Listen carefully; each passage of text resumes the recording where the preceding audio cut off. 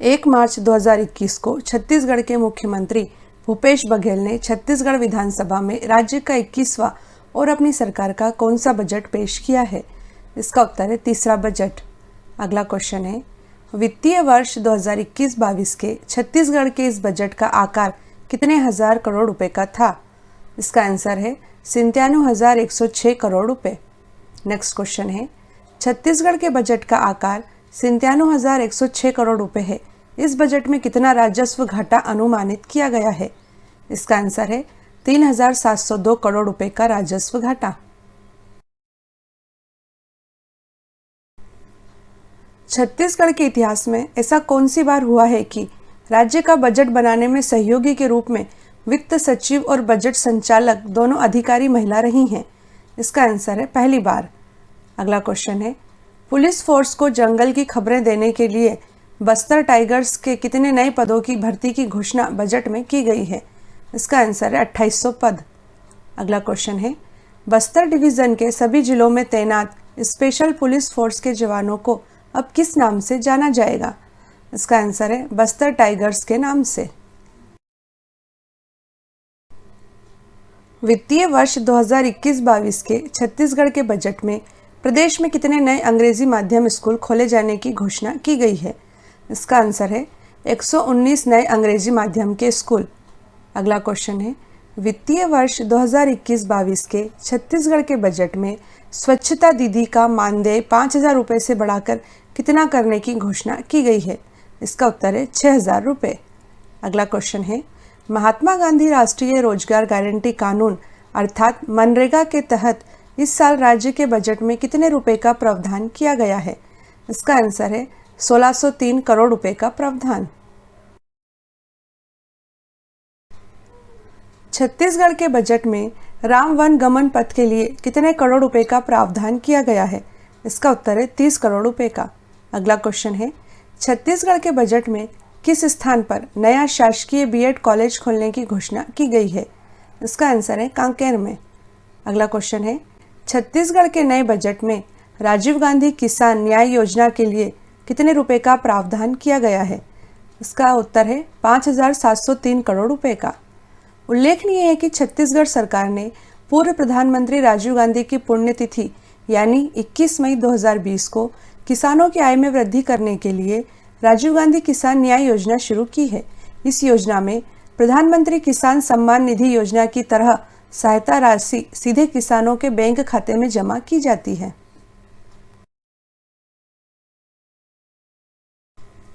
छत्तीसगढ़ के वित्तीय वर्ष 2021-22 के बजट में किन कृषि उत्पादों को न्यूनतम समर्थन मूल्य पर खरीदने की घोषणा की गई है?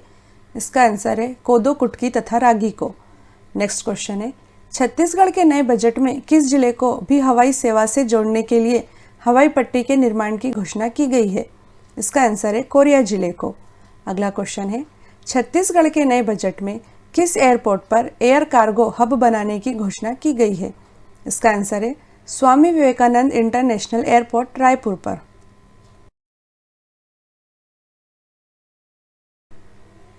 छत्तीसगढ़ के सभी लोगों तक नल का जल पहुंचाने के लिए जल जीवन मिशन योजना के तहत कितने रुपए का प्रावधान किया गया है?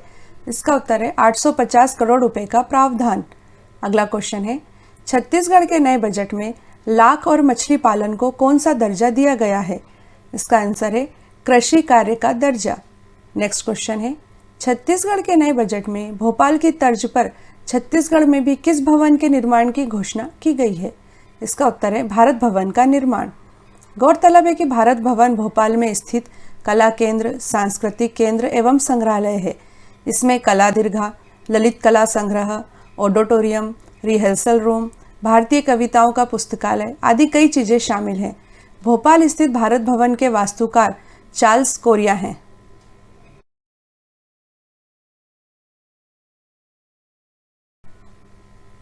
छत्तीसगढ़ के नए बजट में राज्य सिविल सर्विस के अधिकारियों के लिए तथा पुलिस सेवाओं के लिए क्रमशः कौन से 2 नए पुरस्कारों की स्थापना की घोषणा की गई है?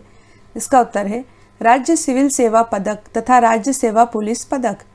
अगला क्वेश्चन है, छत्तीसगढ़ के नए बजट में किस स्थान पर नवीन ऊर्जा शिक्षा उद्यान स्थापित करने की घोषणा की गई है? इसका उत्तर है दुर्ग जिले के पाटन में।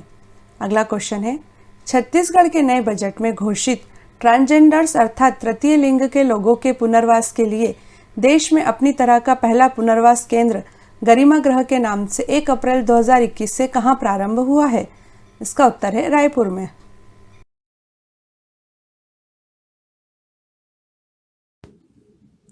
वर्ष 2020 में कुल अंतर्राष्ट्रीय व्यापार में चीन को पछाड़कर कौन सा देश भारत का सबसे बड़ा व्यापार साझेदार देश बन गया है? इसका उत्तर है अमेरिका। अगला क्वेश्चन है, 1 रुपये के करेंसी नोटों पर किसके हस्ताक्षर होते हैं? उत्तर है वित्त सचिव भारत सरकार के। अगला क्वेश्चन है, योजना आयोग के स्थान पर नीति आयोग का गठन कब हुआ था? इसका उत्तर है 1 जनवरी 2015 को। वर्तमान में किस देश की मुद्रा का विश्व व्यापार में सबसे अधिक उपयोग होता है? उत्तर है अमेरिका की मुद्रा डॉलर का। अगला क्वेश्चन है, विश्व का सबसे बड़ा स्टॉक एक्सचेंज कौन सा है? उत्तर है न्यूयॉर्क स्टॉक एक्सचेंज। अगला क्वेश्चन है, देश का पहला तैरता हुआ ATM state bank of India ने किस स्थान पर प्रारंभ किया है? उत्तर है कोच्चि में। हमारे देश में चेकबुक किन भाषाओं में मुद्रित हो सकती है? उत्तर है हिंदी एवं अंग्रेजी में। अगला क्वेश्चन है, आईसीआईसीआई का विस्तृत अर्थ क्या है? उत्तर है industrial credit and investment corporation of India. अगला क्वेश्चन है, यूटीआई की स्थापना कब की गई थी? उत्तर है 1 फरवरी 1964 को।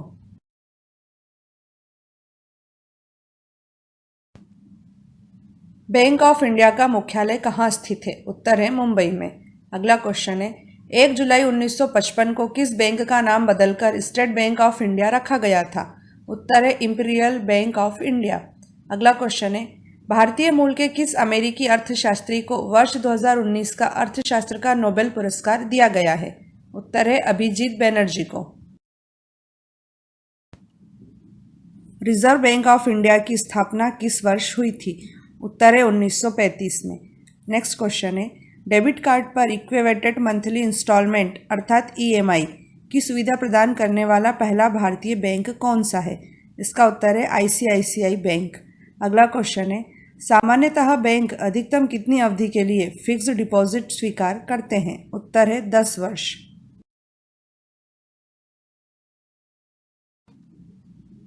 भारतीय रिजर्व बैंक के पहले भारतीय गवर्नर कौन थे?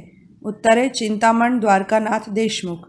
अगला क्वेश्चन है, राष्ट्रीय उपभोक्ता विवाद निवारण आयोग का मुख्यालय कहाँ स्थित है? उत्तर है दिल्ली में। नेक्स्ट क्वेश्चन है, ऐसी अर्थव्यवस्था जिसमें विदेशी व्यापार नहीं होता है किस प्रकार की अर्थव्यवस्था कहलाती है? उत्तर है बंद अर्थव्यवस्था। राज्य के राजकोषीय घाटे की वित्तीय व्यवस्था में सर्वाधिक अंश किसका होता है? उत्तर है केंद्रीय सरकार से प्राप्त ऋण का। अगला क्वेश्चन है, इंडिया ब्रांड इक्विटी फाउंडेशन की स्थापना कब की गई थी? उत्तर है 1996 में। अगला क्वेश्चन है, हमारे देश में सर्वप्रथम स्थापित होने वाला बैंक कौन सा था? उत्तर है बैंक ऑफ हिंदुस्तान। कौन सी एजेंसी भारत में क्रेडिट रेटिंग एजेंसियों और म्यूचुअल फंडों का विनिमय करती है? उत्तर है securities and exchange board of India अर्थात सेबी। अगला क्वेश्चन है, पेंशनधारियों के लिए आरंभ किए गए आधार पर आधारित डिजिटल लाइफ सर्टिफिकेट को क्या नाम दिया गया है? उत्तर है जीवन प्रमाण। अगला क्वेश्चन है, किसी बैंक के करंट अकाउंट और सेविंग अकाउंट में समाहित कुल जमाओं का अनुपात क्या कहलाता है? उत्तर है कासा अनुपात।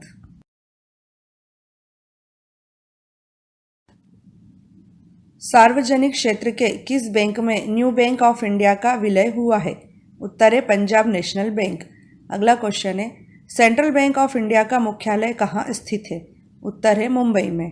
अगला क्वेश्चन है, वर्ष 1969 में 14 व्यावसायिक बैंकों का राष्ट्रीयकरण किस प्रधानमंत्री के शासनकाल में हुआ था? उत्तर है इंदिरा गांधी।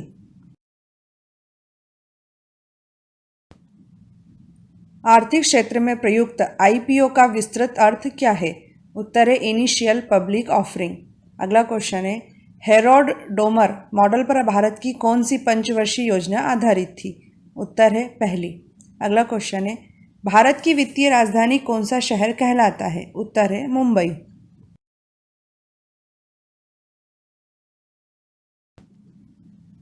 वर्ष 1999 में पारित फेमा का पूरा नाम क्या है? उत्तर है foreign exchange management act. Next question है, एक व्यक्ति एक बैंक की एक ही ब्रांच में कितने बचत खाते खोल सकता है? उत्तर है केवल एक। अगला क्वेश्चन है, economic and social commission for Asia and Pacific का मुख्यालय कहाँ है? उत्तर है बैंकॉक में। रेपो रेट और रिवर्स रेपो रेट कौन निर्धारित करता है? उत्तर है भारतीय रिजर्व बैंक। नेक्स्ट क्वेश्चन है, निजी क्षेत्र के किस बैंक ने सर्वप्रथम भारत में यह सुविधा उपलब्ध कराई है कि कोई भी उपभोक्ता बैंक को केवल एक मिस कॉल देकर राशि का स्थानांतरण करा सकता है? उत्तर है फेडरल बैंक। अगला क्वेश्चन है, भारत में वॉच बैंकिंग स्कीम प्रारंभ करने वाला पहला बैंक कौन सा है? उत्तर है एचडीएफसी बैंक। किस बैंक की स्थापना निर्यात को बढ़ावा देने तथा आयात पर देश की निर्भरता कम करने के लिए की गई है? उत्तर है एक्सिम बैंक। अगला क्वेश्चन है, देश का वह पहला राज्य कौन सा था जिसने राज्य स्तरीय मानव विकास रिपोर्ट जारी की थी? उत्तर है मध्य प्रदेश। अगला क्वेश्चन है, 1956 में स्थापित भारतीय जीवन बीमा निगम का हेडक्वार्टर किस शहर में स्थित है? उत्तर है मुंबई में। स्वतंत्र भारत में मुद्रा का अवमूल्यन प्रथम बार किस वर्ष किया गया था? उत्तर है 1949 में। अगला क्वेश्चन है, बिल्कुल नए सिरे से बजट तैयार करना किस प्रकार का बजट कहलाता है? उत्तर है शून्य आधारित बजट। अगला क्वेश्चन है, चेक जारी करने के बाद वह कितने महीने तक वैध रहता है? उत्तर है 3 माह तक। कौन सी संवैधानिक संस्था केंद्र तथा राज्यों के बीच राजस्व वितरण का कार्य करती है? उत्तर है वित्त आयोग। अगला क्वेश्चन है, भारत में पहला एटीएम किस वर्ष स्थापित हुआ था? उत्तर है 1987 में। अगला क्वेश्चन है, किस पंचवर्षीय योजना में मानव पूंजी के महत्व पर विशेष जोर दिया गया था? उत्तर है 7वीं पंचवर्षीय योजना। द्वितीय पंचवर्षीय योजना जिसमें समाज के समाजवादी प्रतिरूप की स्थापना की आकांक्षा थी, किस अन्य नाम से भी जानी जाती है? उत्तर है महालन 20 योजना। अगला क्वेश्चन है, भारत में विदेशी मुद्रा पर किसका नियंत्रण है? उत्तर है रिजर्व बैंक ऑफ इंडिया का। अगला क्वेश्चन है, भारत में लीड बैंक योजना कब प्रारंभ की गई थी? उत्तर है 1969 में।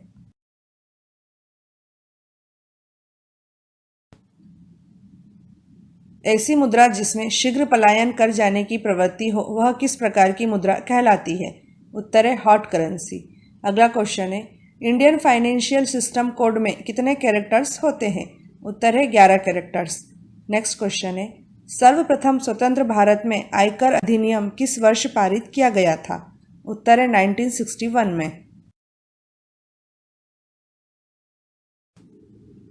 विश्व बैंक की स्थापना किस वर्ष हुई थी? उत्तर है 1944 में। अगला क्वेश्चन है, securitisation and reconstructions of financial assets and enforcement of security interest अधिनियम 2002 किस वित्तीय समस्या से निपटने से संबंधित है? उत्तर है गैर निष्पादित आस्तियां। अगला क्वेश्चन है, ग्लोबल फाइनेंशियल स्टेबिलिटी रिपोर्ट कौन सा संगठन जारी करता है? उत्तर है अंतर्राष्ट्रीय मुद्रा कोष। किस देश में विश्व के पहले फेशियल रिकॉग्निशन एटीएम का अनावरण किया गया है? उत्तर है चीन में। अगला क्वेश्चन है, किसने वर्ष 1933 में अर्थशास्त्र में सर्वप्रथम माइक्रो तथा मैक्रो शब्द का प्रयोग किया था? उत्तर है रगनार फ्रिस्क ने। अगला क्वेश्चन है, एफडीआई का विस्तृत अर्थ क्या है? उत्तर है फॉरेन डायरेक्ट इन्वेस्टमेंट।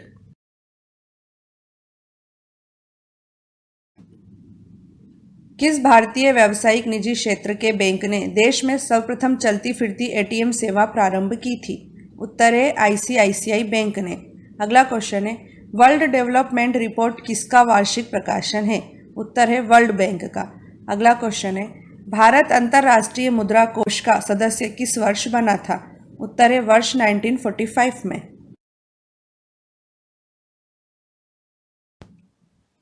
भारत में किसकी अभिरक्षा में विदेशी मुद्रा कोष रखा जाता है? उत्तर है भारतीय रिजर्व बैंक। अगला क्वेश्चन है, भारत में पहला व्हाइट लेबल एटीएम किस कंपनी ने प्रारंभ किया है? उत्तर है Tata communications payment solutions limited. अगला क्वेश्चन है, भारत के प्रथम मोबाइल औद्योगिक इलेक्ट्रॉनिक क्लस्टर की आधारशिला कहाँ रखी गई है? उत्तर है तिरुपति में। मनी लॉन्ड्रिंग से क्या अभिप्राय है? उत्तर है काले धन को वैध बनाना। अगला क्वेश्चन है, नासिक स्थित करेंसी नोट प्रेस की स्थापना किस वर्ष हुई थी? उत्तर है 1928 में। अगला क्वेश्चन है, नीति आयोग की कौन सी विंग सारे राज्यों के मुख्यमंत्री तथा यूनियन टेरिटरी के उपराज्यपालों को मिलाकर बनी है? उत्तर है टीम इंडिया विंग। यदि घाटे के बजट को करेंसी नोट छापकर पूरा किया जाए तो इसका क्या परिणाम होगा? उत्तर है मुद्रास्फीति। अगला क्वेश्चन है, भारत में मुद्रा संबंधी नोटों की निर्गमन प्रणाली किस प्रकार की है? उत्तर है न्यूनतम कोष प्रणाली। अगला क्वेश्चन है, विश्व का प्रथम संगठित शेयर बाजार सन 1602 में कहाँ स्थापित किया गया था? उत्तर है एम्स्टर्डम में।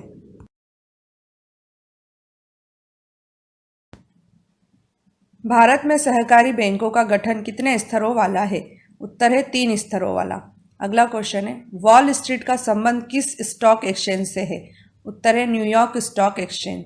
अगला क्वेश्चन है, भारतीय बीमा नियामक और विकास प्राधिकरण की स्थापना किस समिति की सिफारिश पर की गई थी? उत्तर है आर.एन. मल्होत्रा समिति। बैंक दर एवं खुले बाजार की कार्यवाही किससे संबंधित है? उत्तर है मौद्रिक नीति से।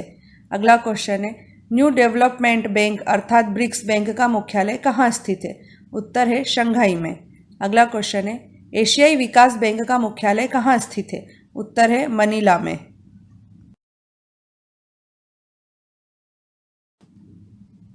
जब चलन में मुद्रा की मांग मुद्रा की पूर्ति से अधिक हो जाए तो उस स्थिति को क्या कहते हैं? उत्तर है अवस्फीति। अगला क्वेश्चन है, किस तारीख को भारतीय रिजर्व बैंक का राष्ट्रीयकरण हुआ था? इसका उत्तर है 1 जनवरी 1949 को। अगला क्वेश्चन है, किस बैंक की विश्व में सबसे ज्यादा संपत्ति है? उत्तर है industrial and commercial bank of China. विश्व बैंक के अध्यक्ष का नामांकन परंपरागत रूप से किस देश के द्वारा किया जाता है? उत्तर है अमेरिका के द्वारा। अगला क्वेश्चन है, भारत की आर्थिक वृद्धि दर को बढ़ाने में किस क्षेत्र का योगदान वर्तमान समय में अधिकतम है? उत्तर है सर्विस सेक्टर का। अगला क्वेश्चन है, वर्ष 1991 की भारत की नई आर्थिक नीति में अपनाई गई मुख्य रणनीति क्या थी? उत्तर है उदारीकरण, निजीकरण तथा वैश्वीकरण।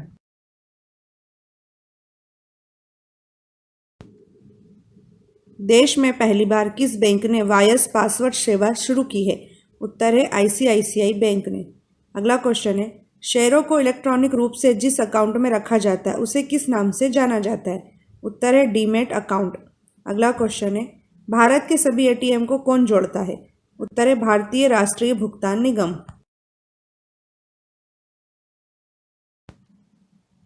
बैंकों को अपनी कुल संपत्ति का एक न्यूनतम अनुपात नकद रूप में रखना होता है, इसे क्या कहते हैं? उत्तर है स्टैट्यूटरी लिक्विडिटी रेशियो। अगला क्वेश्चन है, हमारे देश में कौन फाइनेंशियल स्टेबिलिटी रिपोर्ट जारी करता है? उत्तर है reserve bank of India.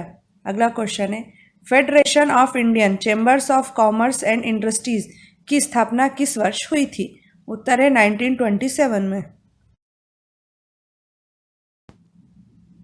International monetary fund की स्थापना किस वर्ष हुई थी?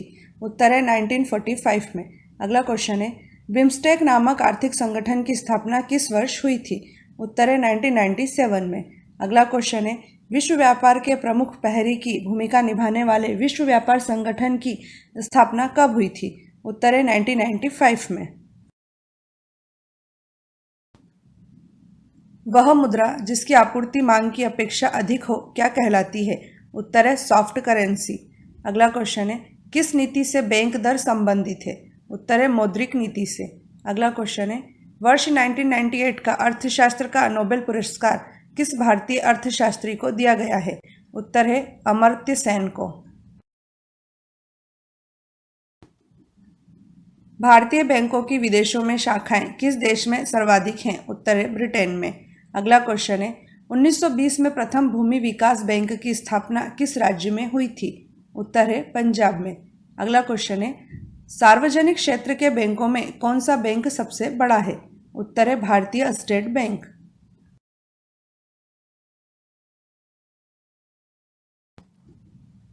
रिजर्व बैंक एक्ट 1934 के अनुसार रिजर्व बैंक ऑफ इंडिया किस कीमत से अधिक के बैंक नोट जारी नहीं कर सकता? उत्तर है 10,000 रुपये से अधिक कीमत के बैंक नोट। अगला क्वेश्चन है, भारतीय रिजर्व बैंक का मुख्यालय कहाँ है? उत्तर है मुंबई में। अगला क्वेश्चन है, अंतर्राष्ट्रीय मुद्रा कोष के संदर्भ में SDR का तात्पर्य क्या है? उत्तर है स्पेशल ड्राइंग राइट्स।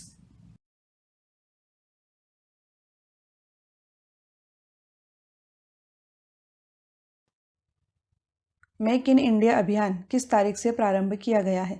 इसका उत्तर है 25 सितंबर 2014 से। भारत के प्रधानमंत्री नरेंद्र मोदी ने देश में मैन्युफैक्चरिंग सेक्टर को बढ़ावा देने के उद्देश्य से 25 सितंबर 2014 को मेक इन इंडिया अभियान का शुभारंभ किया। इस अभियान का प्रमुख उद्देश्य देश की अर्थव्यवस्था को प्रभावित करने वाले विनिर्माण के 25 क्षेत्रों में बदलाव लाना है, ताकि रोजगार में वृद्धि हो तथा बेरोजगारी को दूर किया जा सके। गौरतलब है कि मेक इन इंडिया अभियान ने देश विदेश के निवेशकों के लिए भारत में व्यापार के द्वार खोल दिए हैं।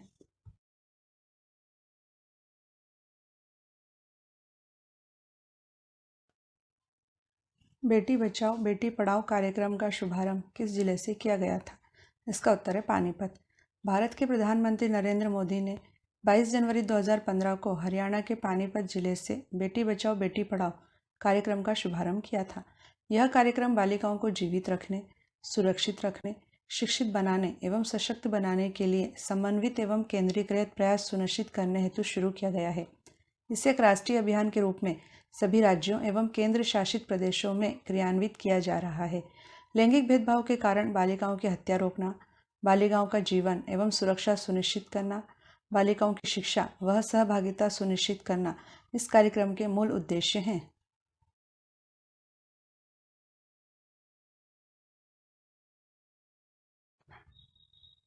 स्मार्ट सिटी योजना में कितने शहरों को स्मार्ट सिटी के रूप में विकसित करने का लक्ष्य रखा गया है? इसका उत्तर है 100 शहरों को। 25 जून 2015 को प्रारंभ की गई स्मार्ट सिटी योजना नरेंद्र मोदी सरकार की एक महत्वाकांक्षी योजना है। इसके तहत देश भर के 100 चुनिंदा शहरों को स्मार्ट सिटी के रूप में विकसित किया जाएगा। स्मार्ट सिटी का इंफ्रास्ट्रक्चर इस तरह से विकसित किया जाएगा कि वहाँ रहने वाले व्यक्ति को जरा भी असुविधा न हो। स्मार्ट सिटी योजना हेतु 20 शहरों की पहली सूची जनवरी 2016 में, 13 शहरों की दूसरी सूची मई 2016 में, 27 शहरों की तीसरी सूची सितंबर 2016 में और 30 शहरों की चौथी सूची जून 2017 में जारी की गई थी। 9 शहरों की पांचवी सूची जनवरी 2018 में जारी की गई तथा जून 2018 में शिलांग को 100वें स्मार्ट शहर के रूप में चुना गया है।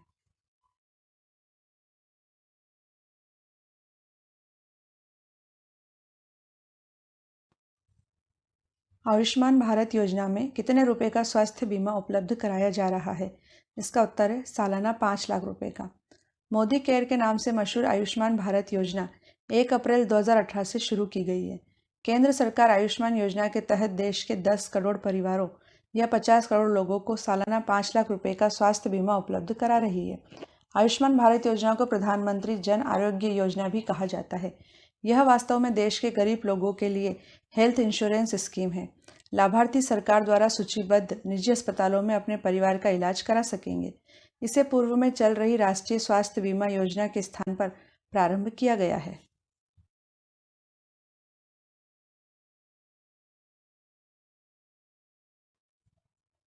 स्वच्छ भारत अभियान किस तारीख से प्रारंभ हुआ है? इसका उत्तर है 2 अक्टूबर 2014। प्रधानमंत्री नरेंद्र मोदी ने 2 अक्टूबर 2014 को गांधी जयंती के दिन स्वच्छ भारत अभियान का शुभारंभ किया था। स्वच्छ भारत अभियान का लक्ष्य खुले में शौच को रोकना, प्रत्येक घर में शौचालय का निर्माण करना तथा कचरे का उचित ढंग से निस्तारण करना है। लोगों में स्वच्छता के प्रति जागरूकता उत्पन्न करना भी स्वच्छ भारत अभियान का मुख्य लक्ष्य है। इसके तहत वर्ष 2019 के अंत तक भारत को संपूर्ण स्वच्छ बनाने का लक्ष्य तय किया गया था। 2 अक्टूबर 2019 को प्रधानमंत्री नरेंद्र मोदी ने भारत को खुले में शौच से मुक्त अर्थात ODF घोषित कर दिया है।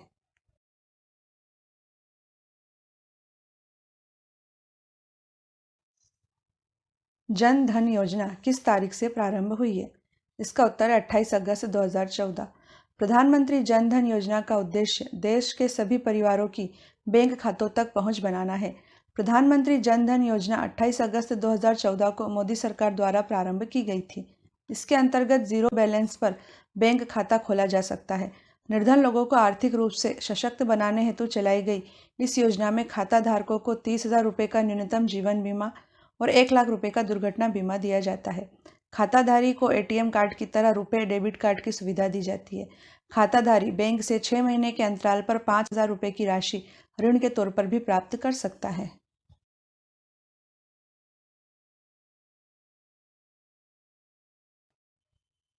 नमामि गंगे कार्यक्रम किस तारीख को प्रारंभ हुआ है? इसका उत्तर है 7 जुलाई 2016 को। गंगा नदी को स्वच्छ बनाने हेतु 7 जुलाई 2016 को केंद्र सरकार के द्वारा नमामि गंगे कार्यक्रम का प्रारंभ किया गया है। 20,000 करोड़ रुपए की लागत वाले इस कार्यक्रम के द्वारा गंगा नदी की स्वच्छता हेतु अनेक योजनाएं क्रियान्वित की जा रही हैं, जिनमें गंगा नदी को प्रदूषण मुक्त करने के लिए जलमल उपचार संयंत्रों की स्थापना, जैवोपचार, गंगा में ठोस कचरा प्रवाहित करने पर रोक, गंगा में गिरने वाले गंदे पानी के उपचार हेतु संयंत्रों की स्थापना, गंगा में गिरने वाले जल मल को निकासी बिंदु पर ही रोकने के उपाय, गंगा किनारे स्थापित कारखानों पर अंकुश जैसे कार्य शामिल हैं।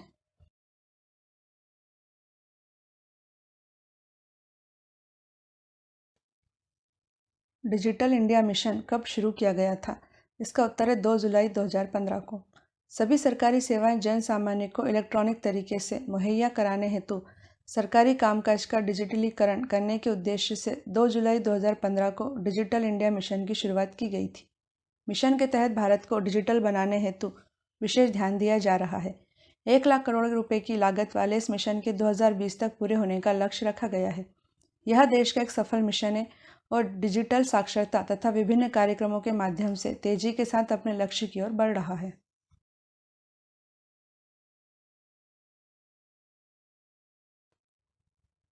स्टार्टअप इंडिया अभियान किससे संबंधित है?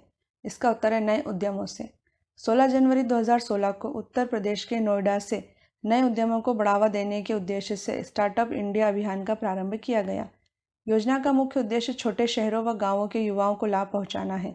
इसके तहत युवाओं को नवीनतम एवं रचनात्मक कार्यों के लिए आर्थिक मदद व टैक्स में छूट दी जाती है। युवाओं को स्टार्टअप प्रारंभ करने के लिए मार्गदर्शन और तकनीकी सहायता उपलब्ध कराने का भी प्रावधान है।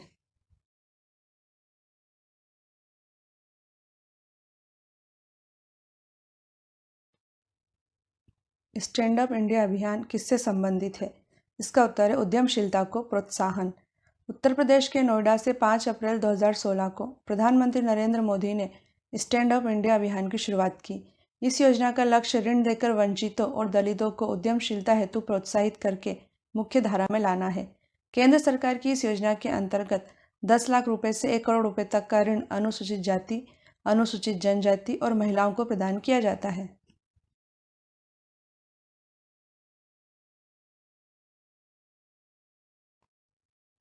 प्रधानमंत्री उज्ज्वला योजना का संबंध किससे है?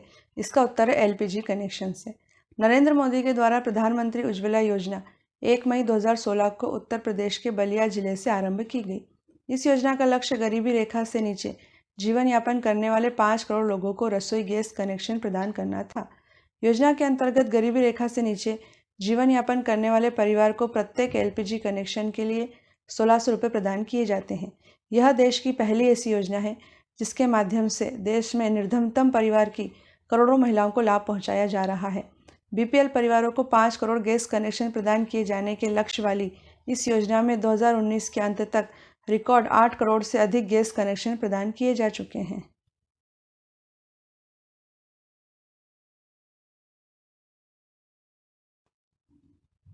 उज्ज्वला प्लस योजना क्या है?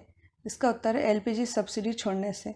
प्रधानमंत्री उज्ज्वला प्लस योजना 2017 के अंतर्गत स्वेच्छा से एलपीजी पर अपनी सब्सिडी छोड़ देने वाले उपभोक्ताओं को ज़रूरतमंद परिवारों को मुफ्त एलपीजी कनेक्शन मुहैया कराने के लिए प्रोत्साहित किया जाता है। इसके अंतर्गत एलपीजी पर अपनी सब्सिडी छोड़ देने वाले उपभोक्ताओं की सब्सिडी की राशि से गरीब परिवारों को मुफ्त एलपीजी कनेक्शन दिए जाते हैं।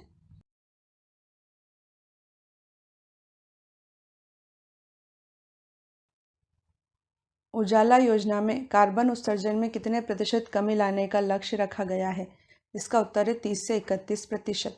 उजाला अर्थात उन्नत Jyotibai affordable LED for all योजना ऊर्जा बचत तथा कार्बन उत्सर्जन में 30 से 31% कमी करने हेतु नरेंद्र मोदी ने 1 मई 2015 को प्रारंभ की।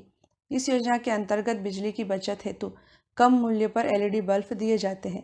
उजाला योजना ने ऊर्जा की बचत करने वाली लाइटिंग के बारे में जागरूकता उत्पन्न करने में महत्वपूर्ण भूमिका अदा की है। महत्वपूर्ण बात यह है कि इस योजना से देश में प्रति वर्ष 12 करोड़ टन कार्बन मोनोऑक्साइड उत्सर्जन में कमी आई है। यह योजना बचत लैंप योजना के स्थान पर शुरू की गई है।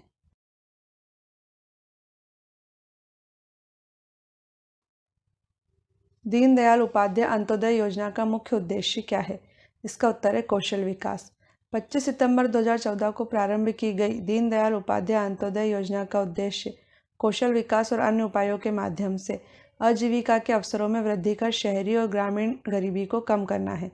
योजना के मुख्य बिंदु हैं: प्रत्येक शहरी निर्धन व्यक्ति पर 15,000 से 18,000 रुपये खर्च कर उसे कौशल सिखाना, व्यक्तिगत परियोजना के लिए 2 लाख रुपए की तथा समूह उद्यमों के लिए 10 लाख रुपए की ब्याज सब्सिडी के साथ उद्यमों की स्थापना के माध्यम से स्वरोजगार को बढ़ावा देना, सभी के लिए आवास, सभी के द्वार पर ही सुरक्षित पेयजल, क्षेत्र के अनुरूप सिंचाई की सुविधाएं, सभी मौसमों में चालू रहने वाली सड़कों के माध्यम से नज़दीकी शहरों से संपर्क, बिजली की उपलब्धता, शहरी विकास की निरंतरता के लिए ठोस संस्थागत प्रणाली, आदिवासी सांस्कृतिक धरोहर का संवर्धन एवं संरक्षण तथा आदिवासी क्षेत्रों में खेलों को बढ़ावा देना है।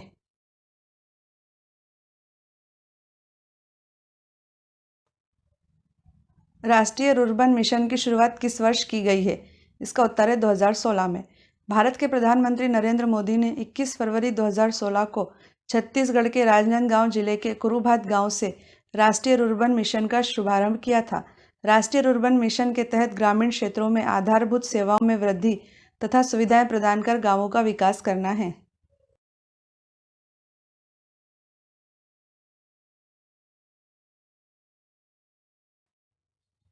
अमृत कार्यक्रम कब शुरू किया गया था? इसका उत्तर है 25 जून 2015 को। अमृत अर्थात Atal mission for rejuvenation and urban transformation कार्यक्रम का आरंभ 1 लाख से ज़्यादा आबादी वाले 500 से अधिक शहरों में बेसिक इंफ्रास्ट्रक्चर एवं अन्य सुविधाओं का विकास करने के उद्देश्य से 25 जून 2015 को किया गया था। इसमें शामिल शहरों में बिजली, पानी, सीवर नालियों व सेप्टिक टैंकों की जैविक और यांत्रिक सफाई, कचरा प्रबंधन, वर्षा जल संचयन, बाढ़ जल निकासी प्रणाली का निर्माण एवं उसका रखरखाव, बस रैपिड ट्रांसपोर्ट सिस्टम की स्थापना, अच्छी सड़कें, बच्चों के लिए पार्क जैसी सुविधाएं मुहैया कराई जाती हैं। यह 50,000 करोड़ रुपए की योजना है।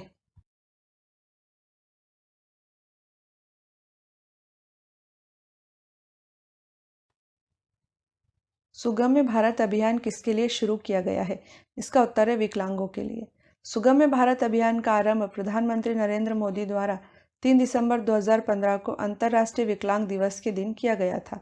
केंद्र सरकार ने विकलांगों अर्थात दिव्यांगों के उत्पादक, सुरक्षित और गरिमापूर्ण जीवन जीने के लिए उन्हें प्रगति और विकास हेतु समान अवसर और सुगम्यता प्रदान करने हेतु सुगम्य भारत अभियान की शुरुआत की है।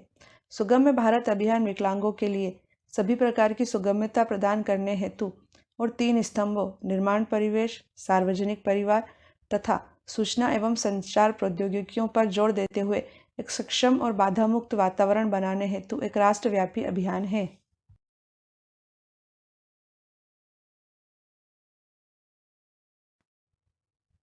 प्रधानमंत्री आवास योजना किस तारीख को प्रारंभ की गई है? इसका उत्तर है 20 नवंबर 2016 को। प्रधानमंत्री नरेंद्र मोदी ने 20 नवंबर 2016 को आगरा से प्रधानमंत्री आवास योजना का शुभारंभ किया। यह योजना शहरी तथा ग्रामीण क्षेत्रों के लिए 2 अलग अलग नामों प्रधानमंत्री आवास योजना शहरी तथा प्रधानमंत्री आवास योजना ग्रामीण से चलाई जा रही है। लोगों को अपना घर दिलाने के उद्देश्य से योजना के तहत वर्ष 2022 तक 2 करोड़ से ज़्यादा घरों का निर्माण किया जाएगा। योजना को निम्नलिखित 4 कार्यक्रम घटकों के माध्यम से पूरा किया जा रहा है। पहला, निजी प्रवर्तकों की भागीदारी से स्लम वासियों का स्लम पुनर्वास। दूसरा, ऋण से जुड़ी ब्याज सब्सिडी के माध्यम से कमजोर वर्ग के लिए किफ़ायती आवास को प्रोत्साहन। तीसरा, सार्वजनिक तथा निजी क्षेत्रों के साथ भागीदारी में किफ़ायती आवासों का निर्माण। चौथा, लाभार्थी आधारित व्यक्तिगत आवास निर्माण के लिए सब्सिडी।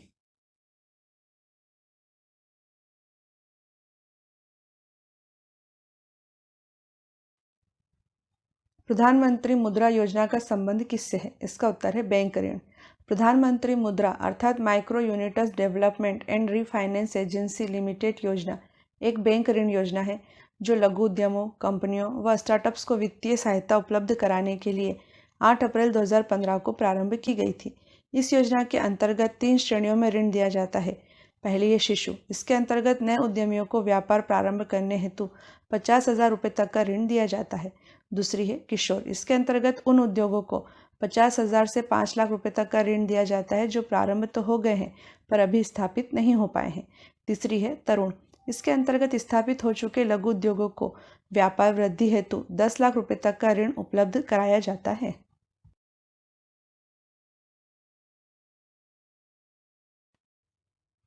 सुकन्या समृद्धि योजना के तहत किस आयु तक की बालिका का खाता खुलवाया जा सकता है? इसका उत्तर है 10 वर्ष तक। सुकन्या समृद्धि योजना बालिकाओं के लिए एक लघु बचत योजना है तथा बेटी बचाओ बेटी पढ़ाओ योजना का ही एक अंग है, जिसका शुभारंभ प्रधानमंत्री नरेंद्र मोदी ने 22 जनवरी 2015 को किया था। सुकन्या समृद्धि योजना के तहत सुकन्या समृद्धि खाता बालिका के जन्म लेने से लेकर उसकी आयु 10 वर्ष होने तक किसी भी समय उसके नाम से खुलवाया जा सकता है। आरंभ में न्यूनतम 1,000 रुपये जमा कराने होते हैं और उसके बाद 100 रुपये के गुणक में कोई भी राशि जमा कराई जा सकती है।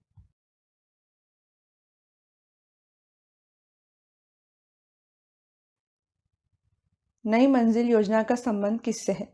इसका उत्तर है औपचारिक शिक्षा कौशल प्रशिक्षण। नई मंजिल योजना बीच में ही पढ़ाई छोड़ चुके अथवा मदरसों जैसे सामुदायिक शिक्षा संस्थानों में पढ़े 17 से 35 वर्ष के अल्पसंख्यक युवाओं को कक्षा 8वीं या 10वीं तक औपचारिक शिक्षा तथा प्रमाण पत्र के साथ कौशल प्रशिक्षण देने के उद्देश्य से प्रारंभ की गई है, ताकि वे बेहतर रोजगार प्राप्त करने के योग्य हो जाएं और बेहतर जीवन जी सकें। इस योजना में कम से कम 30% सीटें अल्पसंख्यक लड़कियों के लिए रखी गई हैं। इसमें 9 से 12 महीने का गैर आवासीय कार्यक्रम भी है, जिसमें उनकी शिक्षा के लिए तथा लाभकारी रोजगार प्राप्त करने के लिए किसी कौशल का प्रशिक्षण दिया जाता है।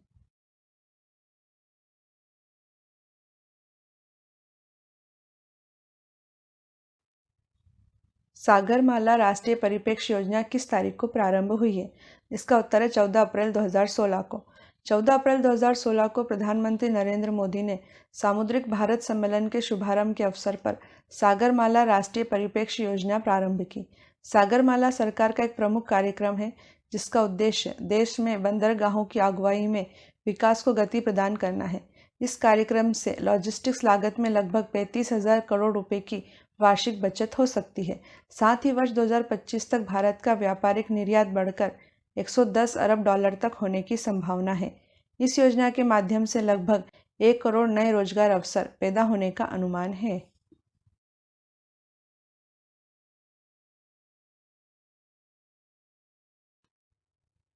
प्रधानमंत्री ग्राम सड़क योजना किस तारीख को प्रारंभ हुई थी? इसका उत्तर है 25 दिसंबर 2000 को। भारत सरकार ने 25 दिसंबर 2000 को प्रधानमंत्री ग्राम सड़क योजना अर्थात PMGSY की शुरुआत की थी। इस योजना का प्रमुख उद्देश्य ग्रामीण इलाकों में 500 या इससे अधिक आबादी वाले पहाड़ी और रेगिस्तानी क्षेत्रों में 250 लोगों की आबादी वाले गांव सड़क संपर्क से वंचित गांवों को 12 सड़कों से जोड़ना है। प्रधानमंत्री ग्राम सड़क योजना के तहत सम्मिलित 1,58,891 गांवों में से 84,414 गांवों को जोड़ने के लिए लक्षित 3,67,693 किलोमीटर में से 2,09,570 किलोमीटर नई सड़कों का निर्माण किया जा चुका है। इस योजना के तहत प्रतिदिन औसतन लगभग 133 किलोमीटर सड़कों का निर्माण हो रहा है।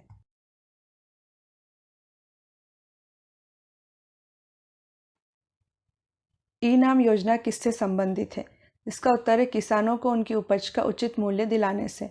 ई नेशनल एग्रीकल्चर मार्केट अर्थात ई नाम योजना का प्रारंभ प्रधानमंत्री मोदी के द्वारा 14 अप्रैल 2016 को किसानों को उनकी उपज का उचित मूल्य प्राप्त कराने के उद्देश्य से किया गया है। ई नाम राष्ट्रीय स्तर का इलेक्ट्रॉनिक ट्रेडिंग पोर्टल है, जो एकीकृत राष्ट्रीय बाजार के लिए एक मंच है। इसका उद्देश्य व्यापारियों को राज्य के सभी बाजारों के लिए लाइसेंस उपलब्ध करवाना, कृषि उपज के गुणवत्ता मानकों में एकरूपता लाना तथा प्रत्येक बाजार में गुणवत्ता परीक्षण का प्रावधान उपलब्ध कराना है।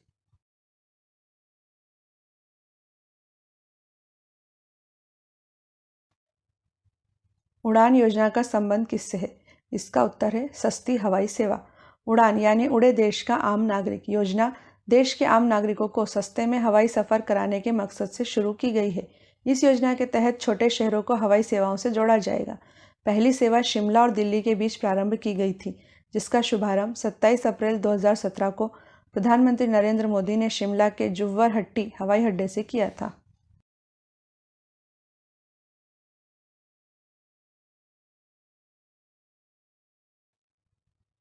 साथ कार्यक्रम किसने प्रारंभ किया है? इसका उत्तर है नीति आयोग ने। साथ अर्थात sustainable action for transforming human capital कार्यक्रम का आरंभ 10 जून 2017 को नीति आयोग द्वारा किया गया है। शिक्षा व स्वास्थ्य क्षेत्र में कायाकल्प करने के उद्देश्य को लेकर इसका आरंभ किया गया है। यह कार्यक्रम विभिन्न राज्यों द्वारा नीति आयोग से अपेक्षित तकनीकी सहायता की आवश्यकता पूरी करेगा। इसका लक्ष्य बेहतर स्वास्थ्य प्रणालियों के लिए राज्यों की 3 भावी रोल मॉडल का चयन और निर्माण करना।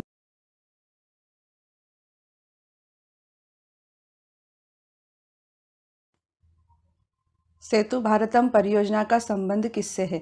इसका उत्तर है राजमार्गों को रेलवे क्रॉसिंग से मुक्त बनाना। सेतु भारतम परियोजना राष्ट्रीय राजमार्गों को रेलवे क्रॉसिंग से मुक्त बनाने के उद्देश्य से 4 मार्च 2016 से प्रारंभ की गई है।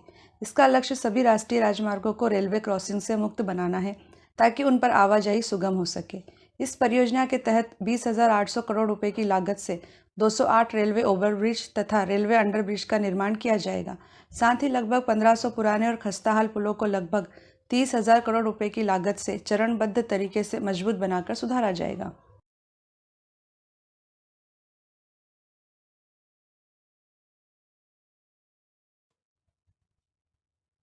राष्ट्रीय वयोश्री योजना किस तारीख को प्रारंभ हुई है? इसका उत्तर 1 अप्रैल 2017। गरीबी रेखा से संबद्ध वरिष्ठ नागरिकों को शारीरिक सहायता एवं जीवन यापन के लिए आवश्यक उपकरण प्रदान करने वाली राष्ट्रीय वयोश्री योजना का शुभारंभ आंध्र प्रदेश के नेल्लोर जिले से 1 अप्रैल 2017 को किया गया है। इस योजना के अंतर्गत वरिष्ठ नागरिकों के जीवन यापन के लिए आवश्यक उपकरणों को शिविरों के माध्यम से वितरित किया जाएगा। 484 करोड़ रुपए की इस योजना से देश के 260 जिलों के गरीबी रेखा वाले 5,56,000 वरिष्ठ नागरिकों को लाभ मिलेगा।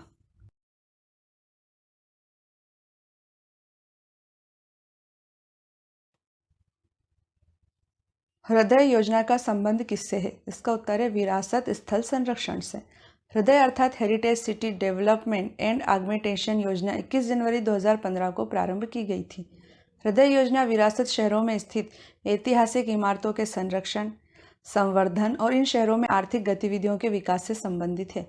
केंद्र सरकार द्वारा वित्त पोषित यह योजना विरासत शहरों के समेकित, समावेशी और सतत विकास हेतु तैयार की गई है।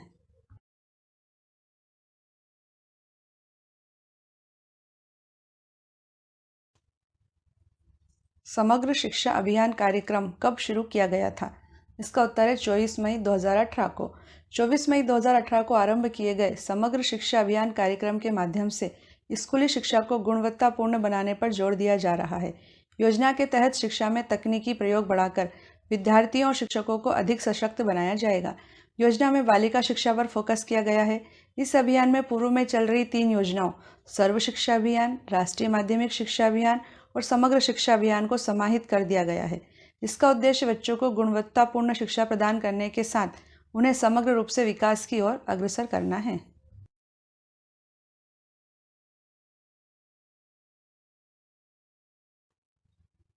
स्वच्छ स्वस्थ सर्वत्र अभियान किस दिनांक से प्रारंभ हुआ है? इसका उत्तर है 29 दिसंबर 2016। स्वच्छ स्वस्थ सर्वत्र अभियान का प्रारंभ केंद्र सरकार के स्वास्थ्य एवं परिवार कल्याण मंत्रालय तथा पेयजल एवं स्वच्छता मंत्रालय द्वारा 29 दिसंबर 2016 को किया गया था। इस अभियान के माध्यम से स्वच्छ भारत से एक कदम आगे स्वस्थ भारत के निर्माण पर जोर दिया जा रहा है। इस अभियान का उद्देश्य बेहतर स्वच्छता, ज़्यादा जागरूकता और स्वस्थ जीवन शैली अपनाकर उत्तम स्वास्थ्य के लक्ष्य को प्राप्त करना है।